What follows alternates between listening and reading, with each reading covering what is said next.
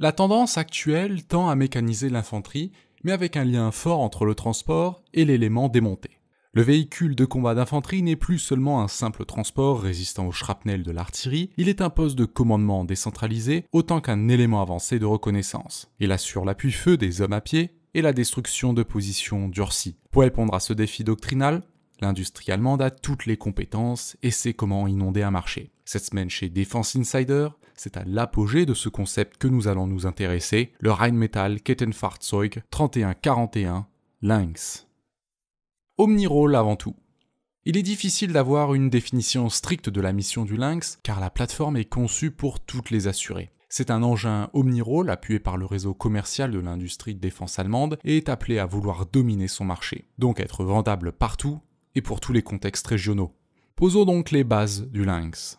Tout d'abord, un châssis unique sur lequel viendront se greffer des modules. Chacun de ceux-ci peuvent être installés dans un temps entre 2 et 4 heures. Cette rapidité est due à la parfaite correspondance du système de commande entre chaque module, ne nécessitant de régler le porteur pour chaque mission, un genre de plug-and-play blindé. Au total, il existe 17 modules, dont 8 principaux. IFV, Infantry Fighting Vehicle, APC, Armored Personnel Carrier, appui-feu, commandement, mortier, reconnaissance, génie d'assaut, et sanitaire. La configuration la plus connue et la plus vendeuse est celle de la tourelle et de son canon de 30 mm. Cette plateforme générique se décline en deux modèles, KF-31 et 41, un nombre en rapport avec le tonnage du véhicule. Le but avoué est d'être en mesure de remplacer tous les IFV actuellement en service et d'offrir un cahier des charges incroyablement exigeant. La vision qui a animé les ingénieurs de Rheinmetall est celle d'un combattant au capteur performant et pouvant travailler comme un élément à part entière de la section embarquée. Le tout dans un environnement défini par le constructeur avec des missiles anti-chars, un brouillage GPS, des attaques cyber, de l'artillerie guidée et des routes jonchées d'IED. En résumé, combattre en enfer de manière autonome. Des performances sérieuses. Les caractéristiques et capacités du Lynx sont sur le papier lors des essais constructeurs excellentes, mais étant donné que l'épreuve du feu et du terrain lui est inconnue, nous nous garderons de tout emportement. Modularité oblige, du blindage supplémentaire est adapté à la menace présumée peut être ajouté pour un poids allant jusqu'à 2 tonnes. Les variations sur le châssis engendrées par cela ou par changement de module de mission sont compensées par une suspension ajustable par le pilote. L'IFV germanique se voit doté d'un groupe motopropulsif logé à l'avant droit avec un turbodiesel Lieben de 1140 chevaux. Pouvant atteindre une vitesse de 70 km/h, son autonomie de 500 km est dans la norme des véhicules de sa génération. L'équipage est au format standard de 3 personnels, conducteur, tireur, chef de bord, qui opèrent dans un environnement basé sur le partage des informations des capteurs de leurs véhicules et des unités alliées grâce à un BMS, Battle Management System, commun. Les 9 fantassins embarqués possèdent aussi une connexion avec le véhicule à travers leur chef de section, c'est bien le chef débarqué qui donne les ordres au Lynx afin de l'intégrer à la manœuvre à pied. Il est un élément du groupe et pas seulement son taxi sur le champ de bataille. Son système de camouflage comprend bien sûr les fumigènes et un placement de l'admission et de l'échappement favorisant une réduction thermoacoustique. Du côté capteur, la nouveauté vient d'un ensemble de caméras 360 degrés permettant de détecter une illumination laser et ainsi mettre une riposte ou un repli préventif. Ce système est complété par des micros de détection de tir renforçant autant la conscience de la situation. L'armement de la version IFV, logé dans la tourelle avec un canon Mark 32 de 30 mm, portant jusqu'à 3 km et avec 250 coups parés. Une option existe pour permettre le changement avec un canon de 35 mm. Les munitions sont variées avec un choix semi-perforant, un APFDS, Armored Piercing Fin Stabilized Discarding Sabot, un anti-aérien et une désormais répandue munition Airburst, c'est-à-dire programmée pour exploser après un temps de vol donné permettant de s'affranchir de certains couverts. La tourelle abrite aussi une mitrailleuse coaxiale de 7,62 et peut recevoir un tourello téléopéré pour une autre mitrailleuse ou un lance-grenade de 40 mm. Un module supplémentaire permet d'implanter des pods latéraux accueillant des lanceurs doubles de missiles anti-char Spike and Loss, non-line of sight, ou un plus à la mode lanceur de drones. Les premiers clients.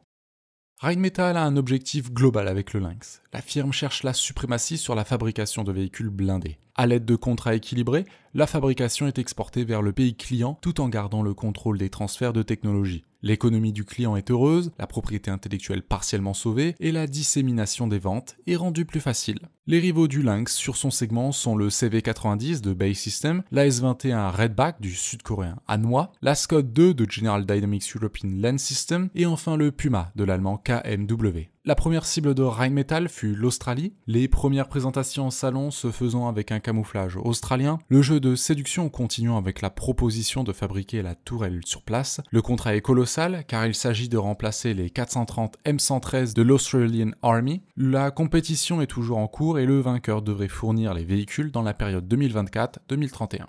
La République tchèque a pendant un temps lancé un appel d'offres pour remplacer ses BWP-2 avec un véhicule apte au combat en réseau au standard OTAN. Malheureusement, en novembre 2021, l'appel est annulé et les solutions de remplacement inconnues.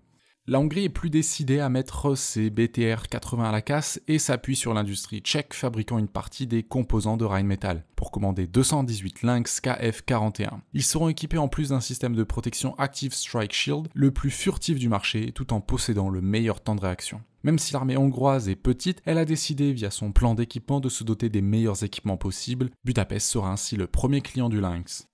Le Graal pour l'industriel allemand serait de décrocher le contrat avec les USA qui cherchent à remplacer les blindés M2 Bradley. Élaborant un Lynx spécifique à l'US Army, en coopération avec Raytheon et Textron, le programme est relancé en 2020 et doit accoucher d'un prototype en 2022. L'enjeu est de taille car le Bradley ne peut plus évoluer et le prochain véhicule devra durer jusqu'en 2050 au minimum. Le volume du contrat est tout sauf une plaisanterie, 4000 véhicules pour 45 milliards de dollars, la compétition entre les industriels promet d'être rude.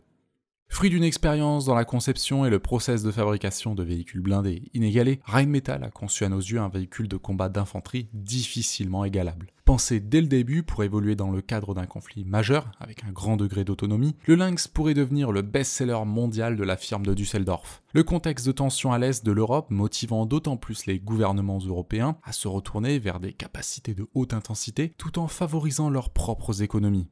Nouveau véhicule mais vieille doctrine, le Lynx est l'apogée de la formule du Panzer Grenadier, un argument de plus dans le retour au rapport de force. Et c'est avec une grande fierté que nous vous annonçons le lancement de notre deuxième revue de géopolitique. Après le succès de notre premier numéro, nous nous concentrons maintenant sur la Chine et son bras de fer avec les États-Unis.